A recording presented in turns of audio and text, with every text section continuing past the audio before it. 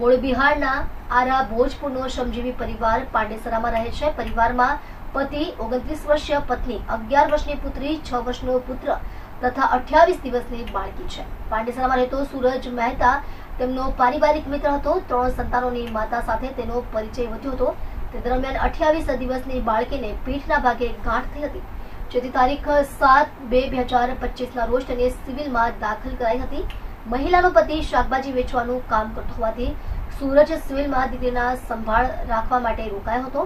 તારીખ 12 મે મહિલા અને સૂરજ બંને બાળકી સાથે સિવિલમાંથી જતા રહ્યા હતા. તે દરમિયાન પતિએ પત્નીને ફોન કરતા તેણે રિસીવ નહીં કરતા પતિ સિવિલ દોડી આવ્યો હતો, જ્યાં માતા, દીકરી અને સૂરજ ગાયબ હતા. થોડા સમય બાદ માતા પરત આવી ગઈ હતી, પરંતુ સૂરજ બાળકીને લઈને નાસી ગયો હતો. આ અંગે પરિવારે ખટોદરા પોલીસને જાણ કરતા પોલીસ દોડતી થઈ ગઈ હતી. આ અંગે ખટોદરા પીઆઈ BR રબારીએ કહ્યું કે ફરિયાદ મળતા જ પોલીસની ટીમ બનાવી શોધ શરૂ કરી દીધી છે. સીસીટીવીના આધારે તપાસ કરતા ત્રણે સુરત રેલવે સ્ટેશન ખાતે હોવાની જાણ થઈ હતી.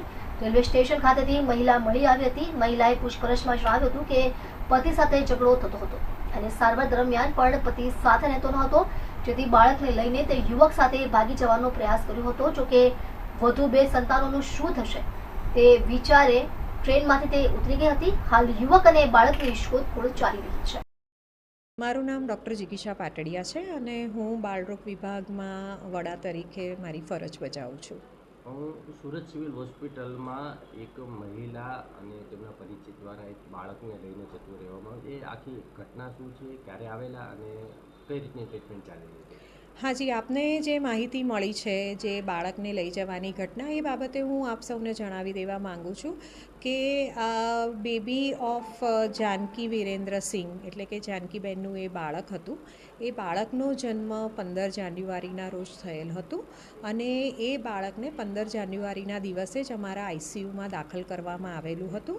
એનું મુખ્ય કારણ તો એ મધરને જે છે એ સિઝેરિયન સેક્શનથી ડિલિવરી થયેલ હતી અને તે પછી બાળકને શ્વાસ લેવામાં તકલીફ હતી. એની વધારે તપાસ કરતાં એના હૃદયમાં કાણું હતું અને એની પાછળની બાજુએ એટલે બેક સાઈડે એને એક મોટું જે સ્વેલિંગ જેવું એટલે કે બહાર ઉપસેલો ભાગ હતો. અમારા પ્રમાણે એ એક સારી નિશાની ન કહેવાય. એ મગજ સાથે જોડાયેલા અથવા તો આપણી સ્પાઇન સાથે જે આપણા જ્ઞાનતંતુઓ સાથે જોડાયેલી કોઈ ઉણપને લીધે એ વસ્તુ હોઈ શકે મેડિકલ સાયન્સ પ્રમાણે.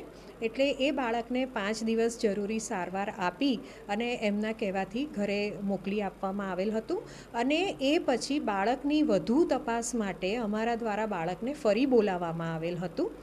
આ બાળકને તેઓ તેમના બાળક 23 દિવસનું હતું ત્યારે 7મી ફેબ્રુઆરીએ અમારી પાસે ફરીથી લઈને આવ્યા હતા, જેથી કરીને અમે એ બાળકની વધારે ઊંડી તપાસ કરી અને બાળક માટે એના હૃદય બાબતે અને એની જે પાછળ મગજની સાથે જોડાયેલી કોઈ ખામી કે ઉણપ હોય એના માટે જરૂરી જે સારવાર છે એના માટે અમે MRI અને વધુ ઇકોકાર્ડિયોગ્રાફીને એના માટે પ્લાન કરેલ હતું.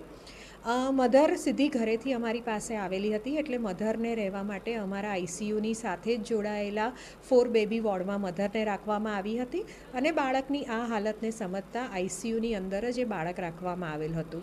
જ્યારે બાળક અમારી પાસે આવ્યું ત્યારે તેને લઈને આવનાર માતા, પિતા અને એક અન્ય વ્યક્તિ હતો, જેની ઓળખ એમણે એમના નજીકના સગા તરીકે અમને આપેલ હતી.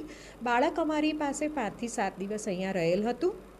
તે દરમિયાન બાળકના પિતાની હાજરીમાં તેમજ ગેરહાજરીમાં એ વ્યક્તિ અંદર આવતા હતા, માતા પાસે જતા હતા અને માતાને જ્યારે બાળકને ધાવણ આપવું હોય ત્યારે એ અંદર આઈસીયુની અંદર આવી અને અમારા નર્સિંગ સ્ટાફની મદદથી એ બાળકને બહાર લઈ અને માતાને આપતા હતા.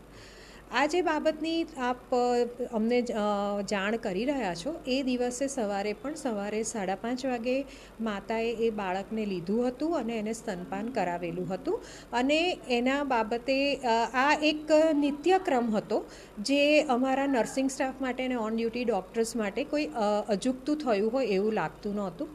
લગભગ વહેલી સવારે 7 થી 7:30 વાગ્યાના સુમારે એ બાળકને લેવા માટે આજે એમના નજીકના પરિચિત વ્યક્તિ અંદર આવેલ હતા અને એ લઈ ગયા હતા, પરંતુ એ વ્યક્તિ વારંવાર આ માટે અંદર આવતા હતા અને બાળકને ધાવણ આપે 2 થી 2.5 કલાકનો સમય વીતી ગયો હતો. એટલે જ અમારા નિયમ પ્રમાણે બાળકને ધાવણ આપવાનો સમય હતો એટલે એ લઈ ગયા, જે અમારા માટે કોઈ અજુગતું નહોતું. પરંતુ થોડીવાર પછી જ્યારે અમારા ડૉક્ટર અને સ્ટાફે જોયું કે બાળકને ફીડિંગ આપવા કે ધાવણ આપવા માટે લઈ ગયા છે પણ ફરી પાછું મૂકી નથી ગયા, ત્યારે અમારા સ્ટાફે તપાસ કરતાં માતા અને જે તે પરિચિત વ્યક્તિ એ અમને એમના સ્થાને મળ્યા નહોતા. કદાચ કંઈક સવારનો નિત્યક્રમ પતાવવા માટે એ લોકો ક્યાંક ગયા હશે એવું વિચારી અને અમે સિક્યોરિટીને જાણ કરી હતી કે એ લોકો નજીકમાં ક્યાંય દેખાય કે આસપાસ દેખાય તો એમને જરૂરથી જાણ કરો કે બાળકને અહીંયા મૂકી જાય, જેથી કરીને બાળકને જરૂરી સારવાર માટે અમે એની આગળ કાર્યવાહી કરી શકીએ. પરંતુ સિક્યોરિટીના તમામ પ્રયાસો છતાં અમને લગભગ 2 થી 2.5 કલાક સુધી પણ એ બાળકનો પત્તો મળ્યો ન હતો, જેથી અમારા ડૉક્ટર અને સિક્યોરિટી ટીમે આજુબાજુ જઈ અને નજીકના જે પણ વિસ્તારો છે ત્યાં જઈને તપાસ કરી હતી. ત્યારબાદ અમારી જાણમાં એવું આવેલ હતું કે એ લોકો બાળકને લઈને નીકળી ગયા છે.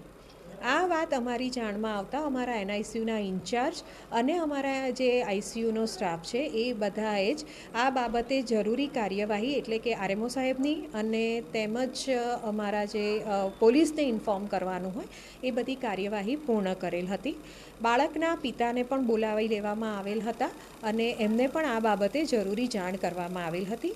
આ બાબતને યોગ્ય રીતે જાણ કર્યા પછી પોલીસને અને બાળકના પિતાને જાણ કર્યા પછી આગળની કાર્યવાહી પોલીસને હસ્તક છે